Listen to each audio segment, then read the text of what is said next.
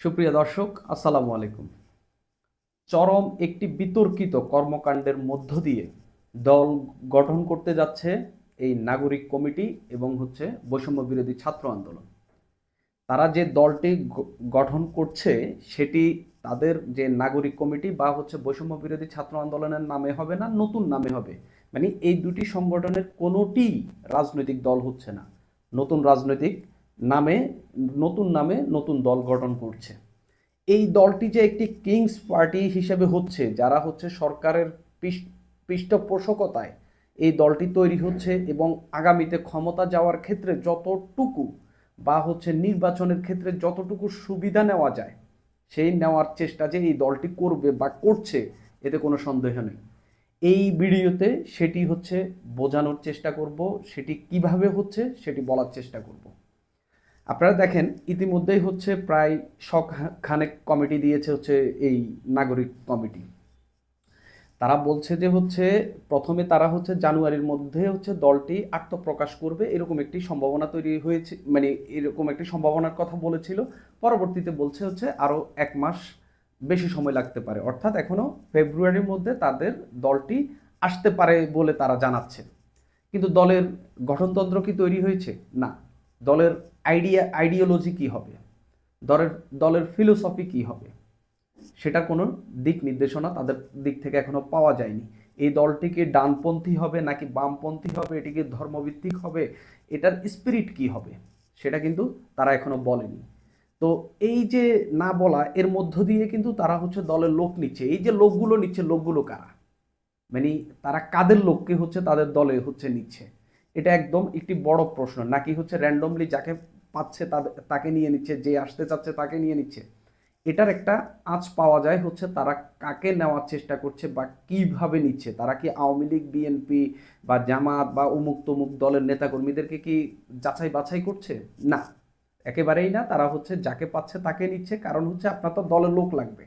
হ্যাঁ, সেই জায়গা থেকে আপনি যাকে পান তাকেই তো আপনার নিতে হবে। সেই ক্ষেত্রে এই দলটি যে মানে এই সরকারের পৃষ্ঠপোষকতায় যে আরেকটি কিংস পার্টি হতে যাচ্ছে, এতে কোনো সন্দেহ নেই। আপনারা দেখেন, এই যে তারা যাকে পাচ্ছে তাকে নিচ্ছে বা তারা কিভাবে লোক নিচ্ছে, সেটার একটা আঁচ পাওয়া যায় যেখান থেকে এই যে কিছুদিন আগে তারা একটা বলল যে এই যাদেরকে অপসারণ করা হয়েছে, মানে যেসব পৌরসভা, তারপরে আপনার এই এই সিটি কর্পোরেশনের যেসব মেয়র কাউন্সিলরদেরকে অপসারণ করা হয়েছে, তাদের ব্যাপারে তারা মোটামুটি একটা সিদ্ধান্ত নিচ্ছে। তারা বলছে যে এখানে বেশ কয়েকজন রয়েছে বা একটা নির্দিষ্ট সংখ্যক কাউন্সিলর রয়েছে যারা আওয়ামী লীগ করতো না, যারা আওয়ামী লীগের দোসর না, তাদের সঙ্গে তারা তাদের কাছ থেকে সহযোগিতা চাচ্ছে। মানে এই সহযোগিতাটা কেন? এটা এক ধরনের তাদেরকে, তারা তো জনপ্রতিনিধি ছিল, তাদের একটা বেস জনপ্রিয়তা বা যেটাই বলেন, তাদের একটা ভোটার কিন্তু মাঠে রয়েছে। তারা জাস্ট সেই তাদেরকে তাদের দলে নিয়ে সেই ভোটার বা এই যে এক ধরনের একটা জনপ্রিয়তা রয়েছে, এই শ্রেণীর মানুষদেরকে কাজে লাগানোর চেষ্টা করছে। এখন দেখেন, এটা এই যে এই জুলাই আগস্টের যে স্পিরিট, অভ্যুত্থানের যে স্পিরিট, এটার সঙ্গে একেবারেই সাংঘর্ষিক। কিভাবে সাংঘর্ষিক? আমরা দেখলাম যখন এই অভ্যুত্থানের পর পর যখন অক্টোবরের শেষের দিকে, সম্ভবত 22 বা 23 অক্টোবর, এরকম একটা সময় বৈষম্য বিরোধী ছাত্র আন্দোলন 5টা দাবি জানিয়েছিল সরকারের কাছে। এর মধ্যে মাত্র একটি পূরণ হয়েছে, সেটি ছাত্রলীগের নিষেধাজ্ঞা। বাকি 4টির কোনোটি পূরণ হয়নি। সেটি কি কি?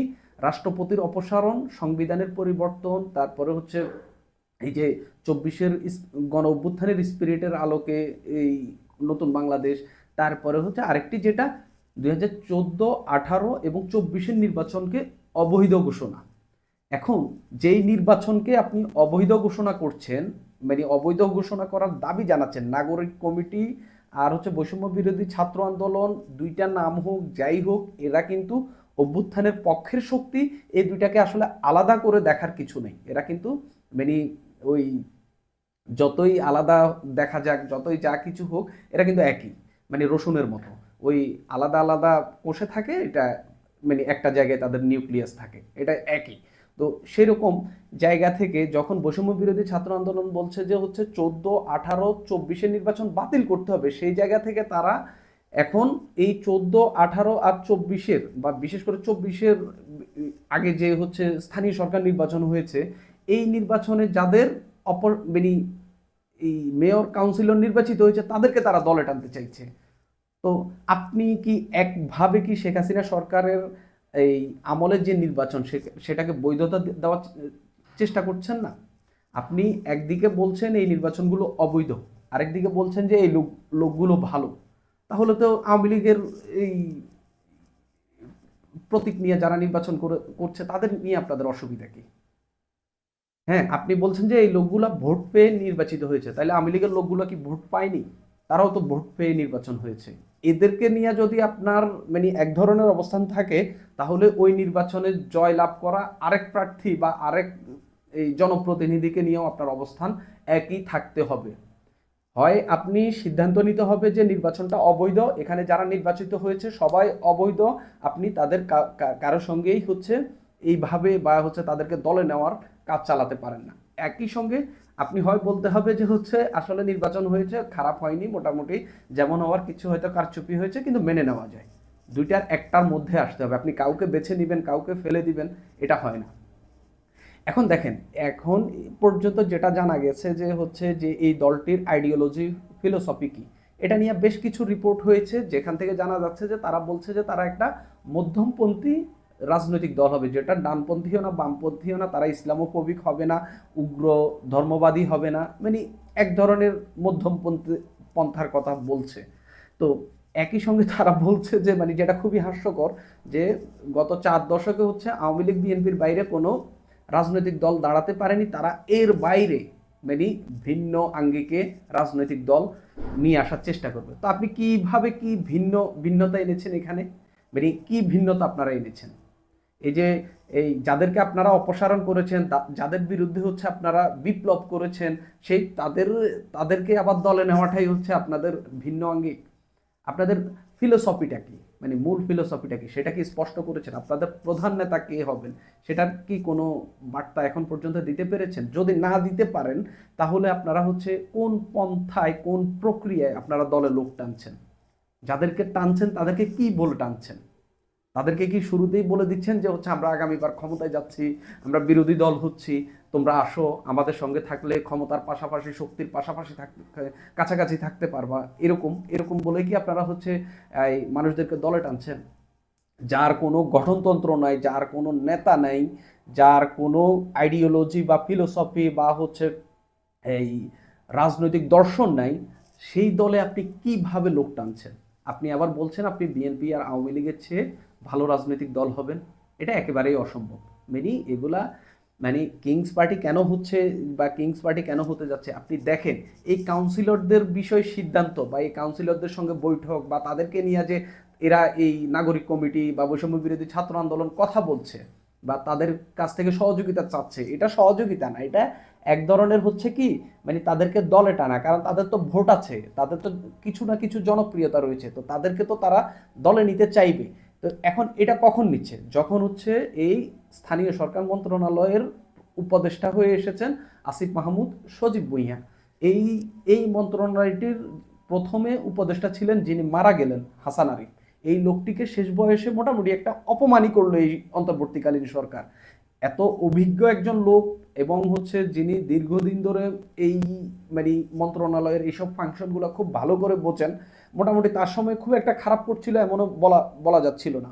তো এই লোকটাকে আপনি সর্বশেষ যখন পুনর্বন্টন করলেন মন্ত্রণালয়ে, সেখান থেকে সরিয়ে আপনি আসিফ মাহমুদ সজীব ভুঁইয়াকে আনলেন, যেটা একদমই আনাড়ি নতুন একজন ছেলে, এই যে প্রশাসনের কাঠামো সম্পর্কেই হচ্ছে খুব বেশি ধারণা যার নেই, তাকে আপনি নিয়ে এসেছেন। তাকে নিয়ে আসার পর কি হলো, আমি মনে করছি তাকে নিয়ে আসার পর সে হচ্ছে এই কাউন্সিলরদের একটা লিস্ট করেছে, যে যাদের অন্তত আওয়ামী লীগ সংশ্লিষ্টতা খুব কম, এরকম লোকদের একটা লিস্ট করে সে হচ্ছে এই জায়গায় নিয়ে এসেছে।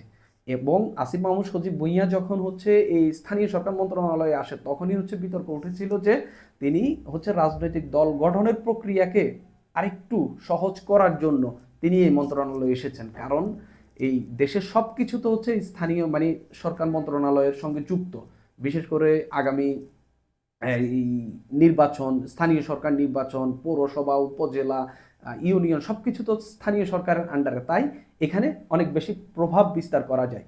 ঠিক তিনি যখন এই মন্ত্রণালয়ের দায়িত্ব পেলেন, এরপরে আমরা দেখলাম হাজার খানেক, 5,000-এর মধ্যে 1,000-1,500-এর মতো কাউন্সিলরদের একটা টিম এই নাগরিক কমিটির সঙ্গে আসতে চাইছে, এবং তারা বলছে যে আমরা এই সরকারের বা হচ্ছে অভ্যুত্থানকারীদের যে কোনো শর্ত মেনে নিতে রাজি। অর্থাৎ তারা এই লোকগুলারে দলে নিতে চাচ্ছে। আপনারা দল করেন বা কি করেন, এতে কোনো অসুবিধা নেই, কিন্তু এই যে দেখেন আপনারা এতগুলো লোককে দলে নিচ্ছেন, কিন্তু আপনাদের প্রক্রিয়াটা কি? আপনারা কি ইলেকশনের মাধ্যমে নিচ্ছেন, কাউন্সিল করছেন? আপনারা কিভাবে নিচ্ছেন? তাদেরকে কি বলে নিচ্ছেন? এই লোকগুলো যে আসছে আপনাদের কাছ থেকে কি আশ্বাস পেয়ে আসছে? আমি যেটা বলেছি যে হয় আপনারা বলছেন যে হচ্ছে আপনারা অভ্যুত্থানের শক্তির দল হতে যাচ্ছেন, আপনারা হয়তো আগামীতে এই ক্ষমতায় আসতে পারেন বা কি হতে পারে না হতে পারে এরকম বিষয়াদি। তো এই বিষয় হচ্ছে দলটি কখন আসবে? দলটি আগামী ফেব্রুয়ারির মধ্যে হচ্ছে দলটির আত্মপ্রকাশ হতে পারে। তারা এখনো তাদের হচ্ছে এই যে প্রধানকে নিয়ে ভাবছে, মানে প্রধান কে হবে, তারপরে হচ্ছে এই দলের আইডিওলজি ফিলোসফি কি হবে, এসব নিয়ে ভাবছে।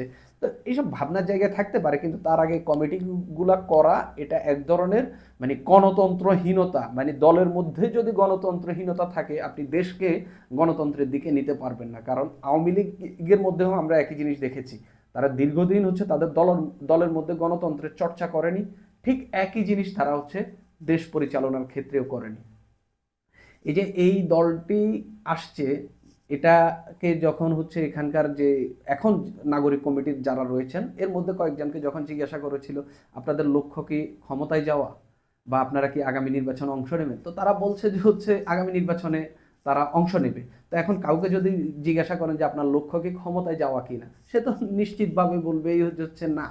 এবং ক্ষমতা তো যদি ফেয়ার ইলেকশন হয়, সুষ্ঠু নির্বাচন হয়, তাহলে তো কোনোভাবেই ক্ষমতার ডিসাইডার হচ্ছে সরকার হবে না, বা হচ্ছে এই নাগরিক কমিটি হবে না, বা বৈষম্য বিরোধী ছাত্র আন্দোলন হবে না। এই ক্ষমতায় কারা আসবে এটা ডিসাইড করবে জনগণ, বাংলাদেশের জনগণ। তো সেই ক্ষেত্রে তিনি তো বলতে পারেন না, আর এটা তো সরাসরি কোনো রাজনৈতিক ব্যক্তি বলবেনই না। সেই ক্ষেত্রে এই যে সরকারের পৃষ্ঠপোষকতায় আমি বিশেষ করে এক জায়গায় খুব স্পষ্ট করে বলতে চাই, এই যে অপসারিত কাউন্সিলরদেরকে এক করার যে বিষয়টি এবং কাউন্সিলরদের কাছ থেকে সহযোগিতা চাওয়ার যে বিষয়টি, এটার বিষয়ে সরকারের পৃষ্ঠপোষকতা রয়েছে। বিশেষ করে এই স্থানীয় সরকার মন্ত্রণালয়ের যিনি উপদেষ্টা রয়েছেন আসিফ মাহমুদ সজীব ভুঁইয়া, তার পৃষ্ঠপোষকতা রয়েছে, যার কারণেই হচ্ছে এই কাউন্সিলররা এক হয়েছে, যাদেরকে নাগরিক কমিটির সঙ্গে যুক্ত করার একটা প্রক্রিয়া চলছে, বা হচ্ছে আগামীতে যে দলটি আসবে সেটির সঙ্গে যুক্ত করার একটি প্রক্রিয়া চলছে, কারণ তাদের মাঠে ভোট রয়েছে। এভাবেই যদি চলতে থাকে তাহলে যেই আশঙ্কাটি 2007 সালে করা হয়েছিল মাইনাস ফর্মুলা, সেটির বাস্তবায়ন হতে যাচ্ছে। সুপ্রিয় দর্শক, আজ এই পর্যন্তই।